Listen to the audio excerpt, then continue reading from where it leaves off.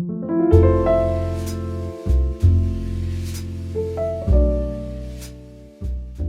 everyone, welcome to Café, Galletas y Pan Dulce. I'm your host Miranda, and I'm so glad you were able to join me today in my very first episode in my very first podcast. On this journey, you'll get to know a very specific culture among so many around the world, and that is the Central Mexican culture, which is honestly very different from Northern or Southern Mexican culture. So, we're going to be talking about gastronomy more specifically and what composes the Central Mexican food and drinks. During these next episodes, you get to educate yourself while at the same time find something to listen in the afternoons with a nice cup of black coffee, like the one my mom and I were sipping at the interview that you're about to see. So, yeah, that's how we do it in Mexico. Drink black coffee. Yeah, you heard me. Black coffee.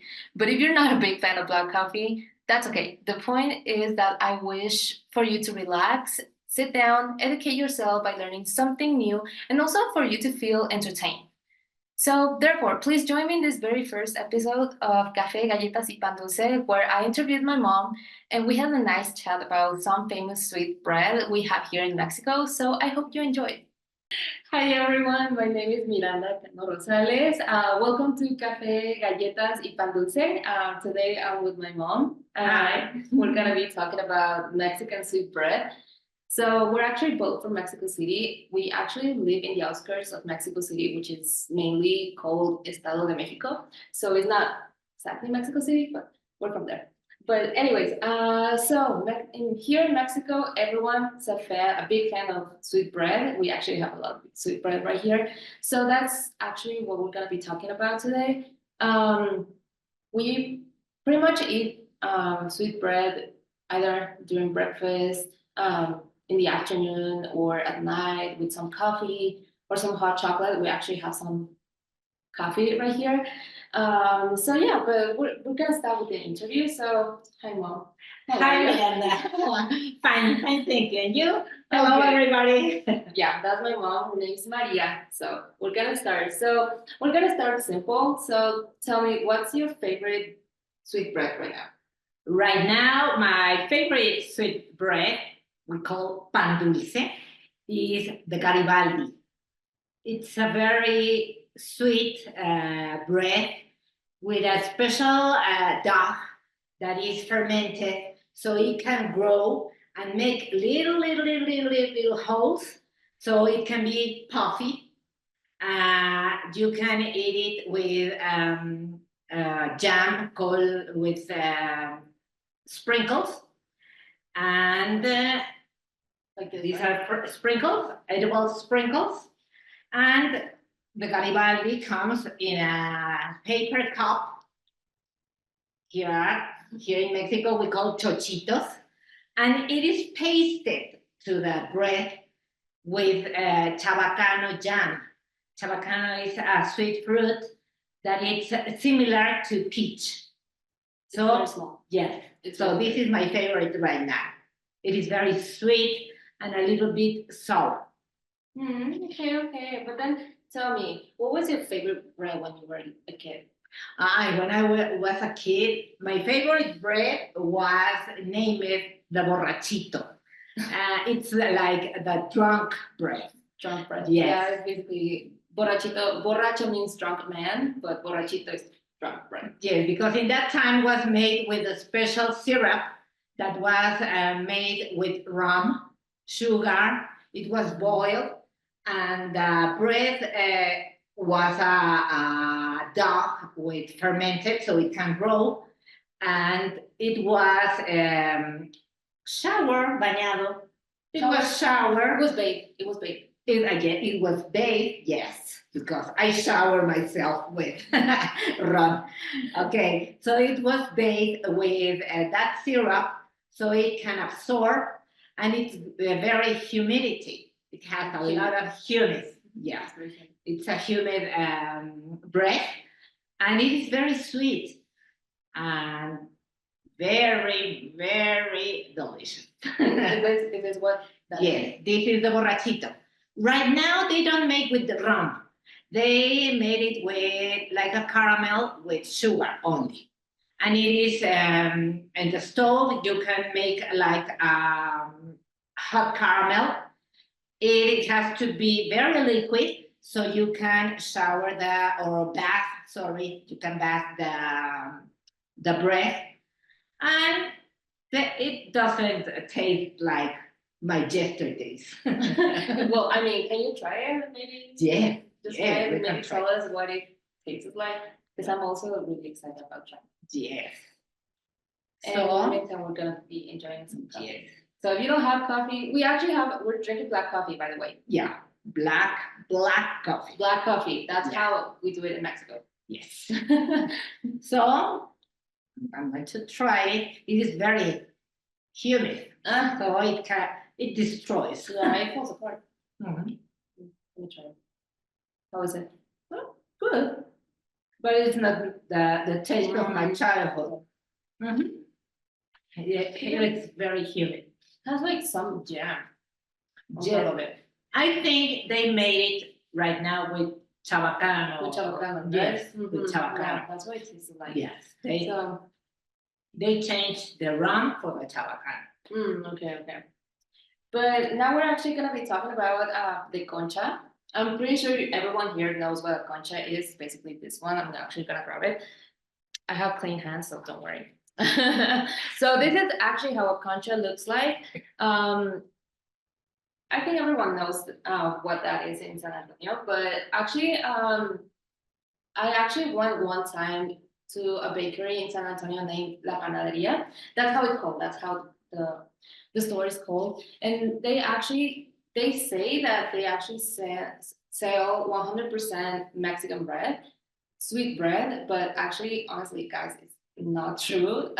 Because, for example, the concha, the way that they present it is that the top of the concha has like some kind of like rough sugar kind of thing. So I don't know. It's very different. It's actually doesn't taste the same. This is how a real concha looks like. So don't fall for those kind of lies. So, and that's actually my favorite sweet bread. Honestly, it's just basic, but I don't know, like it. I just really like it. Yes, the difference between the concha, the Garibaldi, and the borrachito is because la concha is made with another kind of dough. It has a lot of butter. It has not yeast, and the yeast is the one that makes grow the bread. So it is compact. You can feel it here in Mexico. They cut the concha to the half, and they fill it with nata. Yes, and the nata is the little crust that comes out when you boil the milk. So it boils, and when it dries, it makes a little crust. So it is very greasy, but it's delicious. I don't like it. I honestly don't like it. I don't even like it, but we can make a cake with nata. Instead of butter, you can use nata. Yeah. So it's very delicious. And that's the difference between fermented and growth dough with a not fermented dough. Gotcha. So actually, I want to state that bread in the United States is much more expensive than here in Mexico. So, Mom, how much do you think you spend in bread when you buy here bread, like in Mexico, in pesos? In pesos, okay. So when I buy here, maybe from 100 pesos to 150 pesos. Yeah. Actually, I want to say, guys, that pesos here, $1 is about like 18 pesos here in Mexico. So, like 100 pesos, that's like $5, actually. So, and you can buy like 7 or 8 pieces of bread here in Mexico. Yeah, when in the States, you can just buy like, I don't know, like 3 maybe sweet breads, which is like $5. Not $5. Not $5. Not $5. That's expensive. But yeah, no. Actually, in the States, you can only buy like 3 sweet breads, and here in Mexico, you can buy so many. Yeah, the last time that is really cheap. It's very cheap here in Mexico because it is very traditional here in our culture. So La Panaderia is the general name for all the places where you can buy bread. So here they have special names like La Era, La Esperanza, I don't know, El Globo. There are a lot of panaderias. You can even find one panaderia in each corner here in Mexico. So everybody makes pan or bread. Yeah. So the panaderia is the general name for a specific or the fabric of the bread. Yeah, and actually you can just find like in panaderias, you can just find like bolillos. It's kind of like it's a salty bread basically. It's not really sweet. You can actually eat this one with hot chocolate. It's so good. Yeah. And you can also find well, this one is more like, where can you find this one? This one is like pan de feria. Yeah. It's this one's sweet. Feria is basically kind of like an amusement park, but it's a typical amusement park in Mexico. It's not like Six Flags, right? It's like when the town or the pueblito has the party and they make pan de feria. And it's very So hard. Yeah, it's so good. And they are made with piloncillo, maybe with nata. Piloncillo is a special kind of sugar that you can add to that bread, and you can find it in little stands, and little stands, and they bake it, and they usually change the shapes of the bread.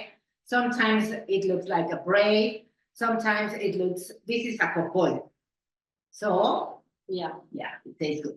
So actually, I'm gonna skip over to the pandemic. So we're actually gonna go back to the pandemic, and actually that's because my mom during the pandemic she started doing something called masa madre or mother dog, if you want to translate it literally. So what's masa madre? The masa madre is we can say is the origin for the bread. Is the yeast that you can you don't buy a chemical yeast. You can make it only with water, sugar, and flour. So flour, yeah, flour. Flour is like flour in flour. Flour is actually flour in Spanish. Harina, that's also flour. Yes, in Spanish. So you mix it with water, the same quantity of water and the same quantity of flour, and you mix it. You put a little bit of sugar, and you wait for 3-4 days till it starts to bubble. Okay. Yeah, I mean, maybe you probably cannot see it, but there's actually like bubbles right here. Yeah. Yeah, I don't know. I don't maybe know. You can see it, yeah. Maybe. A little bit. It smells really strong. Yeah. It smells really strong. And it starts smelling like bread. Yeah, like bread. Yeah, like bread. So this is the origin. All the people in the past used the flour and the water to grow the bread. So this is the origin. So I started experimenting with, and it's healthier. It's healthier. Yeah, because all the bread, how do you say, pan de caja? Like I don't know, bread that you find in the supermarket. Yeah, for making the sandwiches and everything. Yeah, they all like the packaged bread. Yeah, the packaged bread. Those ones they have the conservatives. Yeah, I love it. So this one doesn't have, and you make a bread like this, and you have to keep it in the fridge, and you have to eat about for 5 days, no more. Yeah, because it kind of like it rottens pretty quickly, so you have to eat pretty quickly. Yes. But anyways, we're gonna pass over to puerno. That's actually kind of like a over in the United States, you guys know the croissant. That one's French. Here in Mexico, we have something called a cuerno, and it's actually kind of like similar to the croissant. It's a little bit sweeter, and honestly, I don't know, Mom. Like, do you prefer a cuerno or a croissant? Those are good. Yeah, those are good. For the croissant, I prefer it with chocolate or with coffee. And for the cuerno, I prefer to make like a sandwich, and it tastes so good. So both are really good. So the thing that you make here with the cuerno, you cut it, but sometimes you break the legs or the horns. Yeah, you break it. So it's better to eat it, cut it the little egg like this, and soak it in milk or in chocolate or something, and you try it. Yeah, that's how we do it. Yes, that's how we do it. But yeah, those are basically all the breads that we have for today. We have one more special bread actually, guys, before we actually close. So it's something that is very traditional here in Mexico, especially in January 6th, which is Dia de Reyes, which is mostly known as Day of the Wise, three wise kings, basically. But yeah, basically we have a bread for that, and I'm pretty sure you already know it, but it's basically this one. Oh. Is this one? It has like it actually has, my mom's gonna talk a little bit more about it, but it actually has like caramelized fruit, it has sugar, it's a sweet bread, of course. You can actually eat it with, what do you eat it with? Chocolate, hot chocolate, basically. Yeah. Basically. And the tradition with rosca de reyes, that's what this bread is called, is that you actually have like little dolls in there. They're actually a representation of baby Jesus. And basically the tradition is that if you get one baby Jesus, if you cut a slice of rosca de reyes and you get baby Jesus in that slice, on February 2nd, you need to bring tamales to your family. That's kind of like a punishment. So it's a delicious punishment. Yeah, and the reason because they hide Jesus is because Jesus is hiding from ¿quién le quería cortar Pilato, Ponce Pilato, no, it wasn't Pilato. Yeah, it wasn't. He was hiding. He was hiding from someone. We don't know our religious history. Honestly, we're Catholic, by the way. Yeah, we're Catholic, and we don't know our religious history. But yeah, it's basically a representation of baby Jesus hiding from king someone. It was a certain king. But yeah, we want to kill all the newborn babies. I don't remember the name. It was not Ponce Pilato. Okay, okay, he was the one who crucified Jesus. Yes. So he's not the one. No. But yeah, please tell us more about the crystallized fruit. Okay, first, it is made with a scent, orange scent, or azares. It's the flower of the orange plant, okay. Azar. It is very delicious, it's sweet. And they cover the crust with different kind of crystallized fruit. Like we can say orange, we can say figs, eagle, yeah, eagles. Or any, here there's one that is called a citron. So it is a cactus. It is a cactus that is. I think it's like endangered. Yes, and they don't sell it very easy. Yeah, they used to sell it a lot. When I was a kid, they used to sell it a lot. It was yellow. It's kind of the yellow candy. Yeah. They used to sell it a lot, and now very sweet. No, no. Maybe some nuns can sell you the citron, and there's a game called the citron. That's kind of like a child game. Yes. So they instead of putting a citron, they put ate. Okay, it's a kind of jelly. So it's so good. If you combine it with cheese, it's so good. So it is made with guava, for example, or it is made of tejocote. Tejocote is a typical Mexican fruit. It is round and it is only cultivado, harvested in otoño, in fall.